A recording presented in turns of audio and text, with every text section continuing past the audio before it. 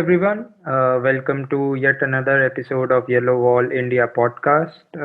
This is the episode number 10, and we will be having a lot to discuss, especially based on the performances of Dortmund. And for that, today we have a very special guest with us. Uh, we have Tilo all the way from New York, USA. He's been supporting Dortmund since he was a teenage in 90s, mid 90s. So we have a very loyal and a hardcore fan with us who can really give us a lot of inputs about the club and about the club we love. So he actually is a part of a New York-based fan club, official fan club called the Brooklyn Borussen. It was started in 2019 and it's based in New York. So to add more, I'll just hand over to Tilo to take it over. Yeah, thank you. I think you already said all the vital elements, and I'm looking forward to talking about Borussia Dortmund with you. Not so much about the last games because they were not as fun. Yeah, I think so. Those were pretty hardcore to digest, really, especially the game against Freiburg, which was just fresh in everyone's mind right now.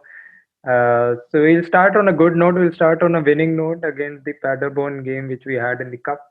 What did you make about the game? I think so. The extra time is something which has been debated, but overall, what do you think about the game and the performance? Um, yeah, I mean, you already touched on it. I think the extra time did hurt us yesterday, even though we were able to bring a few more fresh legs on. And so, yeah, I would have hoped, the team would have learned its lesson. But yeah, that remains to be seen. So to not be such a nag and Nelly, the positives obviously are we advanced a round, which I guess you could say, of course, Paderborn, second division, that's something you should do. But to be fair, if you look at some of the other results around the cup, you look at Bayern, you look at Bayer, even you look at Cologne. Obviously, the cup has its own laws, as they say in Germany, and a lot of bigger teams fell along the way. So I guess two good things: we advanced another round, and we are only a few games out from the final, and some of the stiffer competition has also been dismissed in this round. So the chances of advancing are actually pretty decent. To the game, well, yeah, we had a good 30 minutes. I think the start was very positive, but then I guess everybody could see what happened afterwards. And yeah, I'll leave it at that. Yeah, I agree with you. It's a good point to leave it there. But yeah, I think so. Overall, we had a good performance. For the first half was pretty good for us, the way we were playing, and there was intent there, and we saw the result with the goals. And yeah, I was gonna touch on the fixtures which we have now. I think so a lot of big teams you can say are not there. Only one of them is Leipzig, which is still there. What do you think about Dortmund's perspective in the cup ties now, in the run to the Berlin? I mean, everything's possible. That's the charm of the cup. It's a one game, one day type of situation. So I think our chances are as good as anyone's, if not probably better, considering despite the recent showings, we still have a very talented team that on its day can probably compete with at least anyone that's still in this cup tie. So yes, I guess I'm cautious to be more offensive about it because it seems that this team doesn't respond well to to making things too short. It seems like the moment they think they're better than the opposing team, like the pressure goes out, and instead of utilizing their strength on the pitch, they seem to coast a little too much. So I think that's a dangerous development. So I don't want to take part in saying like, the cup, it's ours to take. It is, but just like everybody else's team, has still a chance to take it. So I think you could basically take that cup tie as a metaphor for how we could do. We could probably dominate the rest of the way as we did in the first half, but we could also slip up if we think it's already basically a given. It will depend also obviously on who's there and who's informed to play. I think the cup tie, Emre Can was probably the most important player on that pitch. Not just early on, but just bossing, just leading. Really leading the team with his mentality, with his passion, with his goal. Him, and probably in the front, Jadon Sancho, who's been playing a lot better recently, and is really trying a lot. We're the difference maker. So we obviously need these two also available amongst other players if we want to go far or even lift it.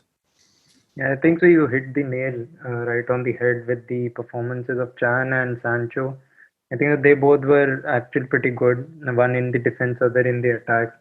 Really led the team nicely. And you have also touched upon the thing which Dortmund has with the teams which are, I think that they consider are easily beaten, but yet we struggle against those teams. And we had that similar thing, I think so, yesterday against Freiburg. I I think so. We just didn't have any answers. Maybe due to DFB Cup being so draining for us. But overall, how do you see the game against Freiburg? It was completely contrasting to the game against Paderborn. But that has also a little bit to do with Freiburg. We got to give credit to Freiburg there. I think they're a remarkable club that, unlike other teams, turning over their squad, don't miss a beat. They continue to perform on a high level, on a Bundesliga level, playing decent soccer, and you could see that yesterday. They're a well-oiled machine in a sense that really pressed us well. We're very consistent in their approach to the game, and it gave us problems. And yes, I think in combination with the grueling 120 minutes that we had to play on Tuesday, that kind of bit us a little bit in the keister, because the goals, the way they came up, were also a matter of players not making that extra step to press the player. To be fair, I think with the second goal, apart from obviously Marvin Hitz not looking fantastic there, I don't understand, for example, why a guy like Jude Bellingham, who just has been subbed on and should have had no fatigue whatsoever, chose not to run out to Schmid and press him, but instead thought, he would cross it and sunk right into the box. And Rafa, well, I really like Rafa. He's a great player, and I think he's one of our best overall skilled players on the squad. But I think it's no secret that pressing people on the wing is not his forte. So, so if nobody does it, then you have a problem. And if it happens, twice in a row within a couple of minutes, then that's very unsatisfying. Yeah, I think so. You've covered a lot of things. Things that Dortmund has the issue of having conceding similar way in the matter of few minutes in the same game, whether it is set piece or now yesterday with long shots which happened. So that is something which is an issue with Dortmund. But taking on these things which you have talked about, what do you think about Terzic as a coach, the tactics which he have used? Do you feel that there is something which can be still improved in that standpoint? There probably is. But to be fair, I think it's not necessarily about Terzic right now. Obviously, a great coach, can make a great difference, and it's a super vital role in soccer. But for a young coach like that, it's you can't expect him to have 40 years of experience and have lifted the Champions League 4 years. So, I guess what I'm saying is, I don't think it's necessarily so much about the coach as it is about the team. I think you can see a couple of changes, a couple of different tactical approaches and lineups that he chose, and that I think look promising. But at the end of the day, if the players don't do their job on the pitch, then the coach is just standing alone in the rain. Like you can only do so much as a coach. And so a lot of people thought it was Favre that had this lackluster and inconsistent results to blame for. But now we have Terzic, and what is his record? 9 games, 4 losses in the league. Now people are starting to say like, maybe Favre actually got the best out of the team. So, if you say that, then I think, like I said, I don't know. Like I think it's hard to judge him on such a short route. I think you can tell that he's trying a few different things, and I think some of the players have responding to it. Look at Brandt, for example, getting a lot of playtime all of a sudden. I don't think he has played that well, to be fair, but I think I know where he's coming from, Terzic, in playing him, because I feel like Brandt is a guy that needs a lot of, needs the confidence from his coach, needs a pat on the back, needs regular play time to start performing. So it seems like Terzic was like, look, I'm going to need this guy. And for him to get him playing good or even better than that, I need to play him regularly. So I'm just going to stick with him no matter what until he starts to deliver and plays, the way that we all hope he can play. Yeah, I agree. There was a pretty interesting thing happening on social media when people had started making fun that now we are in the game of eliminating. Like first it was Favre, then it was Burki, and now we are thinking of who next to eliminate or blame for the losses which we are having.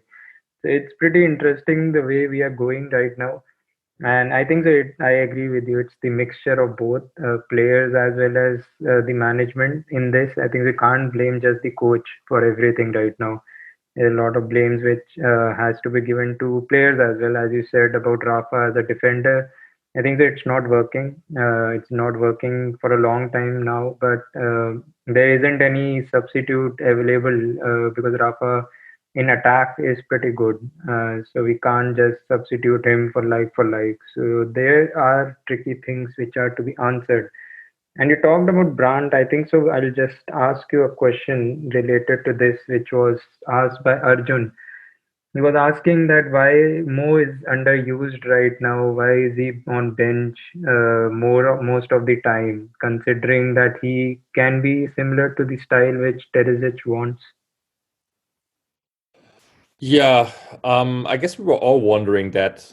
And then we heard about this little, I guess, spat that he had with Terzic, which was why he was out of the squad completely for a couple of match days. I don't know really what happened there. I'm not surprised, to be fair. Like, I feel like Mo Dahoud is a guy that sometimes runs his lip a little bit, or, it's just somebody who's a little bit more casual when it comes to that. So, but yeah, he's overall, he's kind of a black box. He had these games, that game against Bayern, for example, when we won at home, where he was just like fantastic, and a couple of other games. And then he has these games where you don't even know he's there. Like yesterday, he came on, and I like that substitution. I generally like that Terzic yesterday reacted relatively fast and, made use of his contingent to just bring a new impulse. But to be fair, I don't think he really added that much to our gameplay yesterday. I was hoping, bringing him on would change the dynamics and make the game a little faster and add a little urgency, make the play a little bit more vertical, the game, I should say. But it didn't. So, yeah, I don't know if he's under overused. At the end of the day, that's why we have a coach. I'm not, at the practice grounds, seeing what he's putting in there. And would I like to see him more? Yes. Would I like to see him more if he plays, the way that he can? Absolutely. But I guess that's up to him to show Terzic. I mean, Terzic doesn't seem like a coach that doesn't give you a chance if you look at Julian Brandt, if you go for it. So, well, Mo, go for it, Yeah, I agree with you. I think so. It's peculiar situation to have with Mo when he was performing pretty good. He was benched suddenly, and there were news that he may also be sold. So it's interesting to see what will happen. And yes, there was something which came in news about the tussle between the manager and the player, but I think afterward Mo apologized, and now we are seeing him play. So don't know what exactly happened, but at the end of the day, if he can be used more effectively, it will be best for the team. And yes, you talked about the goalkeeping situation, the second goal which we conceded. Febin from Yellow Wall India, Kerala, has asked this question that what can be evaluated of the present goalkeeping prospects of Bay for Bay, and who will you be finding as the best option if we go for a goalkeeper in the transfer window, considering the economic situation in mind? Yeah, tricky. Because first of all, we don't know our economic situation yet. Because it's still a very unclear what happens with Corona, when fans can come back and all that. Secondly, it's obviously very unclear right now whether we can qualify for the Champions League, which also uh, greatly affects not just our budget but also our squad. You Yeah. know, if we don't reach the Champions League, we might actually have to sell a few players, Yes. or at least you know, yeah, shrinking the squad, because we have a very, very deep squad right now. But I don't know. I honestly don't see or don't know of too many great goalie prospects where I'm saying like, wow, this would be a surefire upgrade to what we have right now that we can also afford. I mean, you know, with the profile that we're looking at, we probably have to look for someone that is still relatively young. Because if they're at their, you know, prime and peak, then we can probably not afford them. Like, we're not going to buy a goalkeeper for 80 or $100 million like Mm. other clubs sometimes do. Yeah. And the thing is, it's not always the remedy. I mean, look what happened at Chelsea. You know, they forked over 80 million, and then, you know, yeah, replace the Yeah. guy. I don't want to say any names, but um, I don't know. I personally also have. I don't know. I feel a little different about the whole goalkeeper situation than a lot of people, I think, because I'll tell you why. You can make the claim that maybe Burki or Hits or whatever aren't, you know, top five goalkeeper material or even less. And obviously, Hits had, as I said, you know, yeah, was part of that second goal. But first of all, I think the mistake that he made stems from a team-wide lack of mental sharpness. You know, just thinking something will happen, and sort of like playing along instead of being really focused and locked in. You know, waiting for a cross like everybody else was waiting on for a cross on that field. But you know, only he looked stupid because, you know, he was the last guy to hit the ball. That's one thing. So it wasn't just like that the goalies are playing bad and everybody's playing good, Yeah. and, you know, and that's why we're losing points. So that's not the case. And the other thing is, when we were successful in the past, we never had these like world-beating type of goalkeepers. Like, we had really good goalkeepers, and I loved them. Like, we won the Champions League with Stefan Klos. We won the German Championship, the double with Roman Weidenfeller. When Roman Weidenfeller came, he was a number two. And when he became the first goalkeeper for the first couple of years, people were also all over him. I mean, social media wasn't, you know, as prominent back then, but people were very, very harsh on him. They called him Yeah. Weidenfehler, which means, you know, Weiden failure or Weiden Yeah. mistake.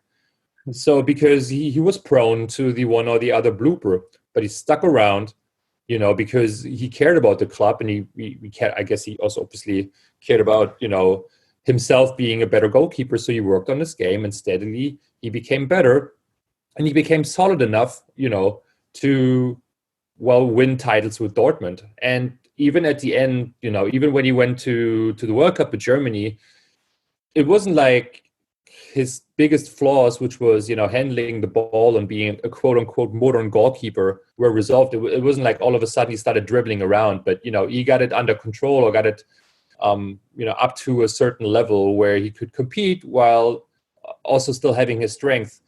So I think with a guy like Burki, I think he still has a strength. He's strong on the line. He has great reflexes. I'm sure people can remember games where he showed some incredible saves on the line. He Yeah. obviously has some issues with crosses and high balls and Yeah. needs to work on that.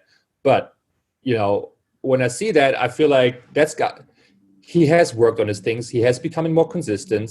What his shortcomings are now can also be addressed. And I think he cares about the club, which Yeah.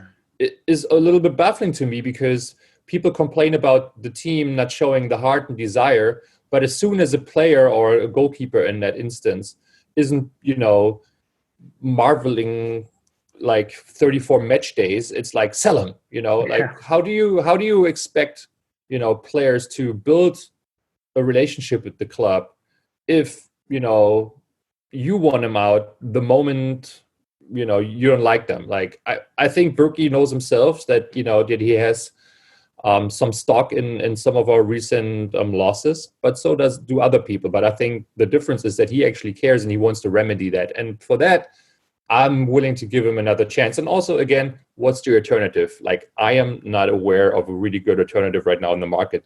So that's that. But I Yeah. could be wrong. Yeah.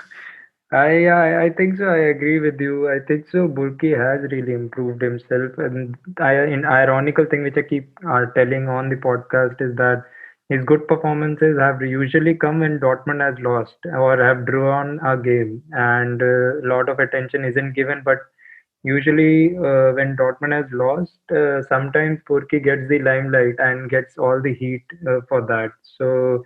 I think so. He has actually improved, and yes, as you were saying about the games, the UCL game where he literally saved us from getting eliminated and really took us to the next round. I think so. That was pretty heartening to see how Yellow Wall also appreciated his effort on that night. So I think so, yes. But I think so. There is also a thing that Dortmund is now considering a replacement, or maybe Burki will be the second goalkeeper. How they use it would be interesting to see. But yeah, I think as you said, the UCL qualification is very important for us right now, and we have to do that to really go ahead and do the buying, which we are really looking forward to. And talking about that, I think so. There is one question which Akshansh has asked. It's related to the midfielders that based on the two games, I think so. He's asking this question that why do you feel that midfielders are losing the ball so much compared to when Witzel was there? That Axel Witzel had always kept a check on that and never used to lose the possession. But now midfielders, I think so. It's referring to Brandt most is losing the possession in midfield.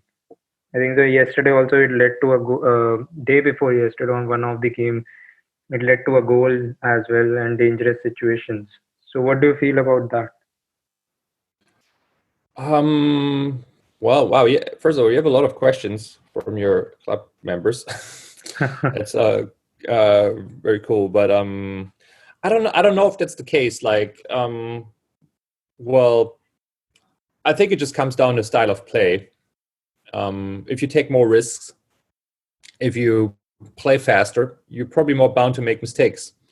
I think Witzel, um, who's also lost a bit of a step, to be fair, even before his injury, um, is just a very risk averse type of player who would rather play the pass back again and again to avoid even getting into a situation where somebody could intervene and intercept it versus somebody like a Moderhut or definitely a Julian Brandt who's always looking to thread the ball forward and therefore more likely to have it intercepted. Um, the the thing with Brandt though is what I like that even if things aren't going well, he's still looking to shoot, still looking for maybe a chip ball or something more finesse or risky. In general, I think that's a good mindset because yeah, in most of the games, we need to break down a very deep sitting opponent team, and we need some spark of an idea that can break them down. Now, what I don't like and what frustrates me about Brandt, and I think a lot of other people, is that he's losing balls on passes that aren't risky, that aren't in any way skillful, and he's still losing them. Like he has the ball, he turns upwards, he looks down the field, it takes like 2 or 3 dribbles, gives everybody time to sort of like assert their position, including the defense. You see the defender, and then he plays the ball and gets intercepted. Like that's not what I understand to be a risky ball. That's just a really bad pass. And he has had a couple of those over the last couple of games where you just have really, slap your hand on your face and just like, Jesus. I mean, you mailed it to him. You looked at the guy for like a second, then you played the ball. You didn't play it hard enough. You didn't play it wide enough. And those balls, obviously, we have to avoid. But in generally, I don't mind if any player, every now and then tries a lob, tries a risky ball and gives it away. I mean, you can give it away. Just that's another thing. Then also just work to get it back. If you try something doesn't work, that's okay. Just make sure you help your fellow teammates in the back by pressing and winning the ball back. Yes, I agree with you. I think so. It's about the coach mindset as well. I think so. Terzic wants the ball played forward and keep the game going ahead rather than being passive. So I think so that's the reason also Brandt is played centrally. But yeah, it's something which he has to really work upon to not lose possessions, because it really leads to counters, and we don't have defenders spacey enough right now to handle those. So it gets a little tricky in that point of view. I think I'll ask just a few more things which are there in that. One thing which I've also observed, and it is asked by Arjun as well, is the absence of fans in the stadium. Do you feel that it is something which is now causing is a factor for Dortmund to not perform? Yeah, I think without doubt. I mean, it's one of our biggest selling points. One of the biggest differentiators between other clubs, and not just at home, also away. On the bright side, you could say maybe players now realize, what they've lost, now that it's gone, like how privileged they actually were to be able to play in and for Dortmund week in and week out. But I mean, just look at the results. Look at our home record. It's not what it used to be, and obviously a lot of that has to do with what happens on the pitch. But there surely are situations during games, away and home, when things get a little more testy or heated, where fans and a raucous atmosphere would make a difference, where referees would maybe decide a little different, or skip a call or two just because they don't want to, they feel the pressure from the stands, and so do the players. Like a guy like Erling Haaland, I think he feeds off that energy, and he's looked a little less energetic the last couple of games as well.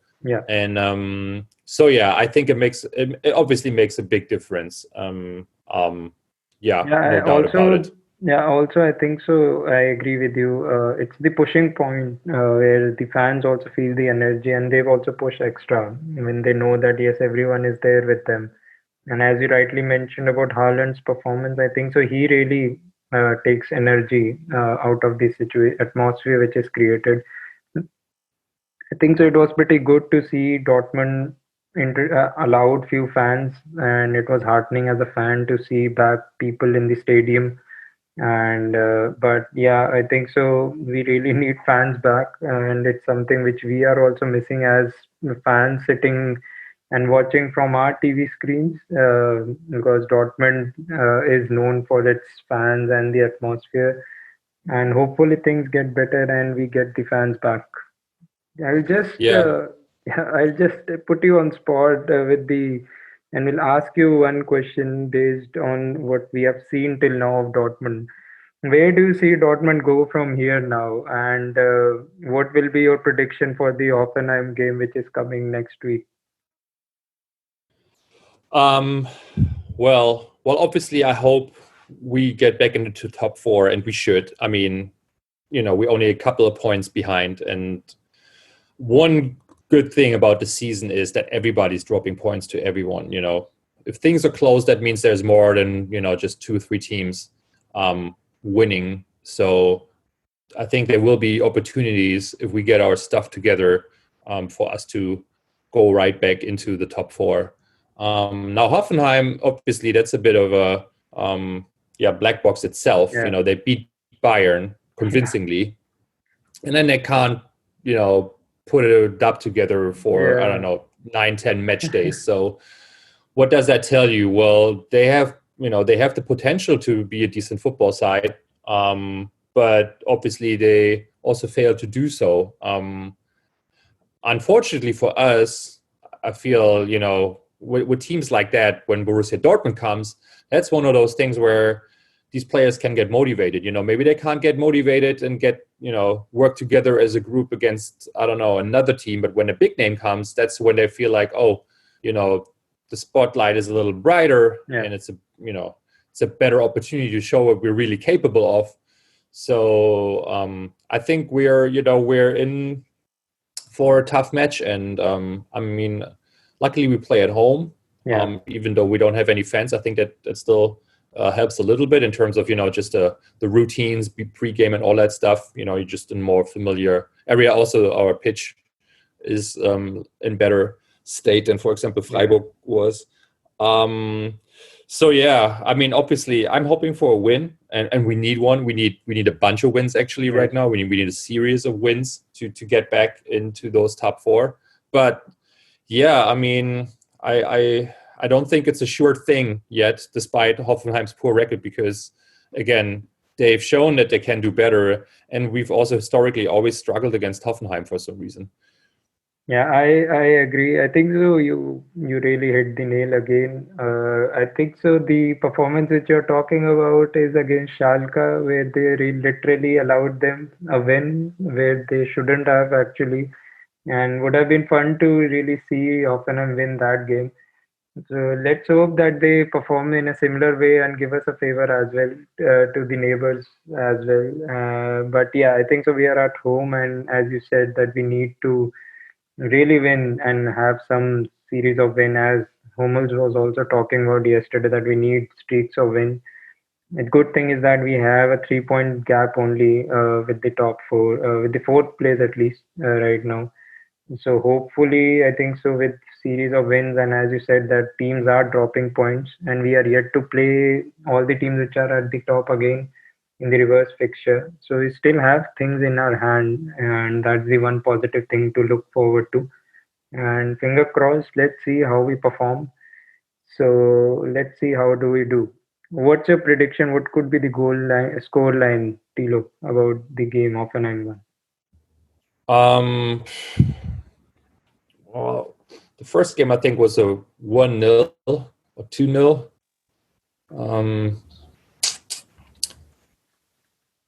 Yeah, I'm just going to go with a 3-1. 3-1 to Dortmund? Yes.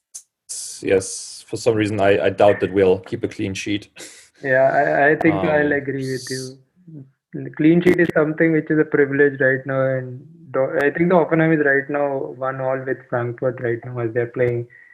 So I think so 3-1 would be something which will be great, and Dortmund can really take it ahead, considering that UCL game is also coming fast and quick, and we need momentum in our hand for that game. So let's hope for a win and take it ahead. Thank you very much, Tilo, for coming and joining us for the discussion. I think so. It was a pretty good discussion. Got to know a lot of good, interesting things and analysis of the game overall. And you answered all the questions of the fans, which I'm sure everyone would love the answers given. So thank you for coming and joining us and being a part of the episode.